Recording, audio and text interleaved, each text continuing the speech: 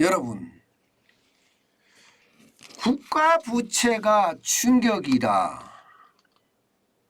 선진국 부채를 넘는다. 이게 사실일까요?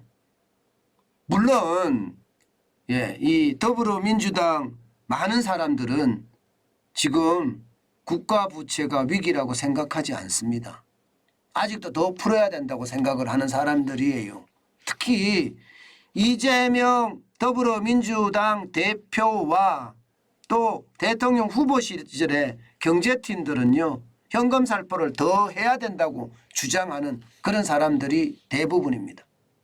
그런데 지표로 보면요, 대한민국은 지금 위기선상에 있습니다. 바로 이 위기를 제대로 이야기 안 하는 게 문제입니다. 여러분, 이거 한번 보세요. OECD 국가, 선진국이잖아요. OECD 국가 중에 이게 기축통화 빼고 말입니다. 기축통화. 비기축통화국, 비기축통화국. 선진국 중에 11개가 있습니다. 35개 국가 중에 11개가 있어요. 11개 선진국의 일반 정부 부채 비율은요, 53.5%입니다. 올해입니다. 올해. 예측이에요. 예측. 53.5%. 그러면 우리는 얼마가 될까요? 우리는 이거보다 작을까요? 아니면 우리보다 많을까요? 많습니다. 여러분 보세요. 54.1%가 됩니다. 그러면 선진국 중에 비기축통화국의 평균보다가 우리가 높다는 이야기예요. 이 말은 여러분 언제든 대한민국 시장의 위기가 터질 수 있다는 이야기예요. 저는 그렇게 생각을 합니다. 기축통화국은요, 쉽게 말하면 달러를 일본 사람한테 줘도 받아갑니다. 그리고 물건을 받을 수가 있어요.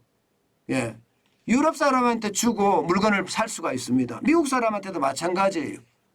그러니까 엔화는 가지고 싶어하는 돈이란 뜻이에요. 그런데 우리 원하는 그러냐? 우리는 원하는 그렇지 않습니다. 당장 중국에 줘도 이게 규모가 크면 안 봐달라고 듭니다. 동남아도 마찬가지고요. 유럽은 아예 안 봐달라고 들고요. 여러분 유럽 관광 가서 하나 내놔 보세요. 이게 무슨 돈인가 이렇게 이야기하잖아요. 엔화 내놓으면 엔화에 받아줍니다. 원화 내놓으면 안 받아줍니다. 이게 기축통화 비기축통화의 차이예요. 그러면 돈을 찍어내더라도 해외에서 유통이 많이 되고 있으니까 국내의 통화량은 많이 줄어들겠죠. 그렇기 때문에 부채 비율이 높더라도 이게 기축통화는 버텨낼 수 있다는 뜻이 돼요. 그런데 비기축통화는 이게 버텨내기가 쉽지 않거든요. 그런데 우리는 보세요. 2020년에 48.7%였어요. 48.7%. 쉽게 말하면 GDP 대비 부채 비율이 말입니다. 그런데 지금 54.4%까지 폭증합니다. 2년 만에. 2년 만에. 그럼 얼마나 올라간 겁니까 이게? 아무리 적게 보더라도요. 5%가 넘게 올라버렸잖아요. 5%가. 그만큼 말입니다. 나라 경제를 우습게 보고 있는 돈 없는 돈 다 털어 썼기 때문이에요. 국간이 말입니다. 문재인 정부 거였다니까요. 아니 문재인 정부 거가 아니라 저는 문재인 대통령 거였다고 생각을 해요. 왜냐고요? 여러분 보세요. 415조 5천억 원이나 뿌려댔습니다. 그야말로 5년 동안 막 뿌려댄 거예요. 막 뿌려댄 거예요. 야, 이거 진짜 대한민국을 완전히 망하게 한 거 아니에요? 박근혜 정부 때만 하더라도 170조 4천억 원이에요. 이명박 정부 때도 180조 8천억 원밖에 안 됩니다. 노무현 정부 때도 심지어 143조 2천억 밖에 안 됩니다. 그런데 415조 5천억을 뿌렸으니 얼마나 시장에 돈을 많이 뿌려서 시장의 어떤 균형을 깨트리는 건지 여러분도 보면 짐작을 하시잖아요. 이게 시장의 균형을 완전히 망친 거예요. 시장은 여러분 제가 계속 말씀드리지만 수요와 공급의 어떤 균형 때문에 가격이 결정되는 거거든요. 그래서 그 가격이 결정되는 기반은 신용사회라는 거고요. 그런데 여러분 생각을 해보세요. 문재인 정부 때 원화를 엄청 찍어내? 그러면 어떻게 되겠어요? 원화의 가치는 뚝뚝 떨어지겠죠. 뚝뚝. 달러는요 가치가 쑥쑥 올라가겠죠. 그러니까 원달러 환율이 지금 이런 꼴이 난 겁니다. 원달러 환율이. 게다가 너무 많이 풀어놓으니까 원달러 환율이 최악으로 떨어진 거예요. 지금 더 떨어지는 거 1,500원 가는 거 이거 당연한 거예요. 당연한 거예요. 어쩌면요. 돈을 이렇게 풀어 제꼈으니까요. 더 큰 문제는 여러분, 더 큰 문제는 앞으로입니다. 앞으로 여러분 보시다시피 2025년이면 3년 후에요. 3년 후 되면요. 비기축 통화국의 평균보다가 무려 말입니다. 무려 5% 가까이 더 많아집니다. 예, 비기축 통화국의 평균은 51.5%인데 대한민국의 그 GDP 대비 국가 비중은 56.1%까지 늘어나거든요. 장난 아니게 늘어나잖아요. 장난 아니게. 이게 5년까지 가잖아요. 5년까지 가면 이게 5%가 7.5%가 되는 거예요. 7.5%가. 왜 이렇게까지 늘어날까? 이것은요. 문재인 정부가 돈 퍼주는 것을 법제화 시켜놨어요. 법제화. 법제화 시켜놨으니까 자기들이 풀었던 돈 윤석열 정부도 어쩔 수 없이 내야 돼. 어쩔 수 없이 내야 돼요. 뭐 법으로 그렇게 만들어 놨으니 법을 바꾸기 전에는 이게 안 되잖아요. 그러니 돈을 푸는 것은 앞으로도 계속 풀 수밖에 없는 게 현실이 된다. 이렇게 이야기할 수 있는 겁니다. 여러분 이렇게 되면요. 나라는요. 진짜 심각해집니다. 부채 비율이 높아지면 높아지는 만큼 진짜 심각해지거든요. 지금 IMF가 국제통화기금이 예측한 것은요. 2023년에는 58.5%고요. 2024년에는 61.5%, 2025년에는 64.2%입니다. 심지어 2026년 얼마 안 남았습니다. 66.7%예요.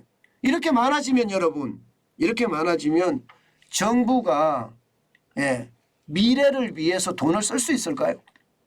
점점 없어집니다. 이자 부담이 많아지니까 이자 부담 아니면 세금을 많이 걷어야 되는데 경제가 좋아져야지 세금을 걷어죠. 안 그래도 지금 저 경제가 나빠지니까 뭐 가렴 주구란 말이 나오거든요. 옛날에 문재인 정부 시절에는 가렴 주구가 그냥 횡행했습니다.